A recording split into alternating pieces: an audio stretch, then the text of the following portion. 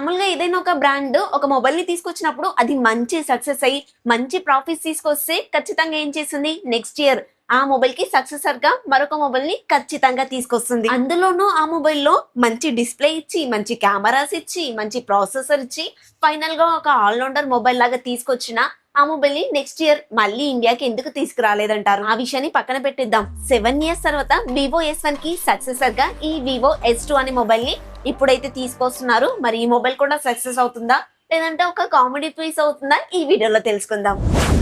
Hi hello guys, this is Priyanka, you're watching Priyanka tech news. ఈ రోజు మన టాపిక్ వచ్చేసి వివో S2. ఈ మొబైల్ కి సంబంధించిన ఫస్ట్ లుక్ బయటికి రివీల్ అయింది. మొబైల్ కి సంబంధించిన స్పెక్స్ అన్ని కూడా బయటికి లీక్ అయ్యాయి అండ్ అఫీషియల్ లాంచింగ్ డేట్ కూడా కన్ఫర్మ్ అయిపోయింది. మరి ఈ మొబైల్ కి సంబంధించిన స్పెక్స్ ఎలా ఉన్నాయి, ఏ ప్రైస్ లో తీసుకొస్తారు, ఫైనల్ గా ఈ మొబైల్ హిట్ అవుతుంది అంటారా ఫట్ అవుతుంది అంటారా తెలుసుకుందాం. హిట్ అవుతుందా ఫట్ అవుతుందా అని మిమ్మల్ని అడిగినప్పుడు అందరు కూడా ఏమనుకుంటారు అంటే ప్రెసెంట్ ఉన్న సిచ్యువేషన్ లో ప్రైజెస్ హైక్ అవుతున్నాయి కాబట్టి ప్రైస్ ని బట్టి ఈ మొబైల్ హిట్ అవుతుందా లేదా అనేది మేము డిసైడ్ చేసాము అని అనుకుంటారు. మీరైతే ఇలా అనుకుంటే నిజంగానే పప్పులో కాలేసినట్టే.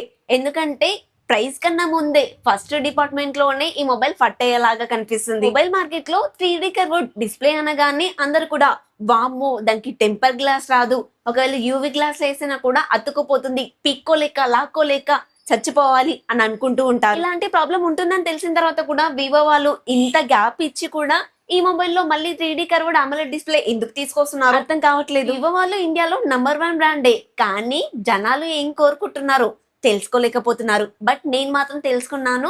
మీకు నచ్చిన కంటెంట్ ప్రతిరోజు మన ఛానల్లో తీసుకొస్తూనే ఉన్నాను. సో ఆ కంటెంట్ మీరు మిస్ అవ్వకుండా ఉండాలి అంటే మన ఛానల్ ని సబ్స్క్రైబ్ చేసుకోండి. రీసెంట్ టైంలో నేను బాగా అబ్జర్వ్ చేసింది ఏంటంటే మన ఛానల్లో 20K ప్లస్ సబ్స్క్రైబర్స్ అయితే ఉన్నారు.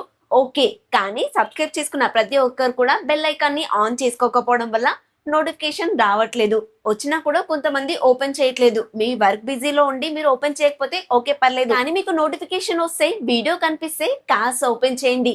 మీరు చూడడం వల్ల యూట్యూబ్ ఇంకొంతమంది కొత్త వాళ్ళకి కూడా మన వీడియోని రికమెండ్ చేస్తుంది.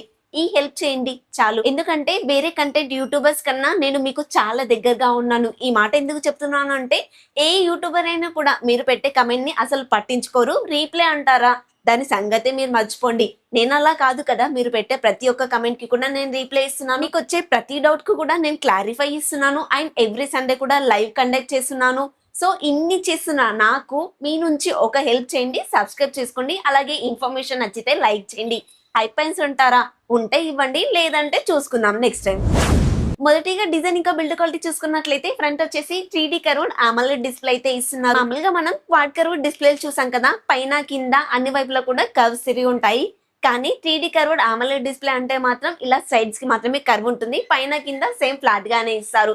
ఇది చూడడానికి ప్రీమియం గా కనిపించినప్పటికీ కూడా ప్రొటెక్షన్ విషయంలో మాత్రం చాలా ఇబ్బందులు ఫేస్ చేయాల్సి వస్తుంది. డిస్ప్లే ప్రొటెక్షన్ కోసం పేపర్ లాంటిది వాడామనుకోండి తొందరగా పాడైపోతుంది. ఒకవేళ కింద పడ్డా కూడా పగిలే ఛాన్సెస్ చాలా ఎక్కువగా ఉంటాయి. సరే పోనీ టెంపర్ గ్లాస్ అయినా వేద్దాము అనుకుంటే కర్వ్స్ అయిన మొబైల్ కి అసలు టెంపర్ గ్లాసే ఉండదు. ఇక దీనికి ఉన్న ఒకే ఒక option UV glass. UV glass యొక్క లిక్విడ్ ఫోన్ లోకి వెళ్తేనే ఫోన్ పాడైపోతాయి. ఈ విషయం మనందరికీ తెలుసు. ఒకవేళ మనం పర్ఫెక్ట్ గా వేసుకున్నాము యూవి గ్లాస్ ఓకే అనుకుంటే ఫ్యూచర్ లో ఇది ఎప్పుడో ఒకసారి పగిలిపోతుంది కదా, ఈ గ్లాస్ తీసేసి వేరే గ్లాస్ వేసుకుందాము అనుకుంటే ఆ గమ్ము బంకలాగా అతుక్కుంటుంది, అసలు రాను కూడా రాదు. కొన్ని సిచ్యువేషన్ లో ఈ రెండు డివైడ్ చేయడానికి డిస్ప్లేలు కూడా పగలగొట్టుకున్నారు. ఈ 3D కర్వ్ డిస్ప్లే గురించి నేను కాస్త తిడుతున్నట్టుగా అనిపిస్తుండొచ్చు మీకు, కానీ ప్రెసెంట్ సిచ్యువేషన్ లో ఎవరు వాడట్లేదు, వీళ్ళు ఎందుకు వాడుతున్నారో అర్థం కాలేదు. అంటే వచ్చేసి వీళ్ళ సొంత స్కాట్ గ్లాస్ ప్రొటెక్షన్ అయితే వాడతారు. గొరిల్లా గ్లాస్ 7A ప్రొటెక్షన్ లాంటివి వీళ్ళ దగ్గర అయితే ఉండవు. చుట్టూ ఫ్రేమ్ అంతా ప్లాస్టిక్ ఉంటుంది. బ్యాక్ సైడ్ వచ్చేసి ఫైబర్ అయితే వాడుతున్నారు అండ్ కలర్స్ కూడా మ్యాటి ఫినిషింగ్ లో ఉండడం వల్ల మన ఫింగర్ ప్రింట్స్ అనేవి అట్రాక్ట్ చేయవు. మొత్తం 3 కలర్స్ వేరియంట్ లో వస్తుంది. వీటన్నిటిలో వైట్ కలర్ నాకు బాగా నచ్చింది మిగతా ఈ 2 కలర్స్ తో కంపేర్ చేస్తే. కెమెరా సెటప్ చూసుకున్నట్లయితే వివో X300 FE లాగా హారిజెంటల్ గా ఇచ్చారు. ఇదే డిజైన్ ని మనము రీసెంట్ టైమ్ లో రియల్మీ 16T లో కూడా చూసాము. రియల్మీ OnePlus ఒకటే, కానీ రియల్మీ డిజైన్ ని ఈ వివో వాళ్ళు తీసుకురావడమే కొత్తగా అనిపిస్తుంది. అండ్ మీకు జైస్ పార్ట్నర్షిప్ అని కానీ మెన్షన్ చేశారు కదా, అలా ఏం ఇక్కడ అయితే కనిపించట్లేదు. సో ఇది గొప్ప కెమెరా మొబైల్ అని కూడా మనమైతే అనుకోవద్దు. In display finger print censor ఇస్తున్నారు, స్టీరియో స్పీకర్స్ ఉంటాయి, IP69 వాటర్ రేటింగ్ తో పాటు SGS డ్యూరబిలిటీ సర్టిఫికేషన్ కూడా ఇస్తున్నారు. వైఫై 5, బ్లూటూత్ 5.3 టెక్నాలజీతో పాటు USB Type-C పోర్ట్ తోనే వస్తుంది. అలాగే IR బ్లాస్టర్ కూడా ఉంటుంది. వివో ఫోన్స్ లో డాల్బీ అట్మాస్ అయితే ఉండదు, వీళ్ళు డాల్బీ పార్ట్నర్షిప్ అయితే తీసుకోరు. బ్యాక్ సైడ్ వచ్చేసి ఫ్లాష్ లైట్ బదులు RL అయితే ఇస్తున్నారు. క్లోజ్అప్ షాట్స్ అయితే బాగా వస్తాయి, లైట్స్ అవి చేంజ్ అవుతూ ఉంటాయి. డిజైన్ పరంగా చాలా బాగుంది, కానీ ఈ 3D కర్వ్డ్ AMOLED డిస్ప్లే ని ఎంత మంది యాక్సెప్ట్ చేశారో చూడాలి. ఈ వీడియో చూస్తున్నా మీరే చెప్పండి, మీకు 3D కర్వ్డ్ AMOLED డిస్ప్లే ఇష్టమా లేదంటే ఫ్లాట్ డిస్ప్లే ఇష్టమా? 6.7 ఇంచెస్ కి సంబంధించిన 3D కర్వ్డ్ AMOLED డిస్ప్లే అయితే ఇస్తున్నారు. 1.5K రిజల్యూషన్ తో 128 రిఫ్రెష్ రేట్ అయితే సపోర్ట్ చేస్తుంది. HDR10 కూడా సపోర్ట్ చేస్తుంది. వివో మొబైల్స్ లో డాల్బీ విజన్ కూడా సపోర్ట్ ఉండదు. లీక్స్ ప్రకారంగా 5000 నిట్స్ పీక్ బ్రైట్నెస్ తో వస్తున్నట్లుగా అయితే తెలుస్తుంది. రియల్ లైఫ్ లో అంటే HBM చూసుకున్నట్లయితే 1600 నిట్స్ వరకు అయితే వస్తుంది. L1 సపోర్ట్ ఉండడం వల్ల OTT కంటెంట్ అంతా కూడా ఫుల్ HD లో చూడొచ్చు. అండ్ ఇది 3D కర్వ్ డిస్ప్లే తో రావడం వల్ల బెజల్స్ కూడా వెనక్కి ఉంటాయి కాబట్టి మీకు కంటెంట్ చూసినప్పుడు మాత్రం మంచి ఎక్స్పీరియన్స్ కలుగుతుంది. అలాగే 3D కర్వ్ డిస్ప్లే లో యాక్సిడెంటల్ టచెస్ కూడా ఉంటాయి, దాన్ని ఏం చేయలేమనుకోండి. ఈ మొబైల్ లో డైమెన్సిటీ 7360 టర్బో అనే ప్రాసెసర్ వాడుతున్నారు. 4 నానోమీటర్ మీద బిల్డ్ అవుతుంది. LPDDR5 RAM technology, UFS 3.1 memory టెక్నాలజీతో వస్తున్నట్లుగా లీక్స్ అయితే ఉన్నాయి. Android 16 తోటి Organo 6 మీద రన్ అవుతుంది. ఈ బడ్జెట్ లో వీళ్ళైతే 4+5 years అప్డేట్స్ అయితే ఇస్తారు. ఇంకా తక్కువ ఇచ్చినా మనం ఏం చేయలేమనుకో. ఏ ఫీచర్స్ కూడా ఈ మొబైల్ లో చాలానే ఉన్నాయి. ఈ ప్రాసెసర్ అయితే మీడియం యూజర్స్ కి బాగానే ఉంటుంది. ఫ్రీ ఫైర్ లాంటి గేమ్స్ కూడా బాగానే ఆడుకోవచ్చు, కానీ BGMI లాంటి హెవీ గేమ్స్ ఆడేటప్పుడు మాత్రం లాగ్స్ అనేవి నోటీస్ చేస్తారు. ఈ డైమెన్సిటీ ప్రాసెసర్ కన్నా స్నాప్డ్రాగన్ 6 Gen 4 ఇచ్చుంటే బాగుండేది అనిపించింది. రెండు ఈక్వల్ గానే పర్ఫార్మెన్స్ చేస్తాయి, కానీ చాలా మందికి డైమెన్సిటీ ప్రాసెసర్లు నచ్చవు కదా. నిజానికి స్నాప్డ్రాగన్ ప్రాసెసర్లు కాస్త బెటర్ గా ఉంటాయి. బ్యాక్ సైడ్ వచ్చేసి డ్యూయల్ కెమెరా సెటప్ తో వస్తుంది. మెయిన్ కెమెరా వచ్చేసి 50 MP OIS కి కూడా సపోర్ట్ చేస్తుంది. సెకండరీ కెమెరా వచ్చేసి 8 MP అల్ట్రా వైడ్ అయితే ఇస్తున్నారు. డే టైమ్ లో బాగానే పర్ఫార్మెన్స్ చేస్తుంది, కానీ నైట్ టైమ్ లో ఫొటోస్ కాస్త సాఫ్ట్ గా వస్తాయి. ఫ్రంట్ వచ్చేసి 32 MP కెమెరా ఇస్తున్నారు. ఫ్రంట్ అండ్ బ్యాక్ కెమెరాస్ నుంచి మాక్సిమం 4K 30 FPS లో వీడియో రికార్డ్ చేయొచ్చు. వివో మొబైల్స్ లో కెమెరా క్వాలిటీ కొంచెం బాగానే ఉంటుంది కాబట్టి మీకు ఫొటోస్ బాగా వస్తాయి.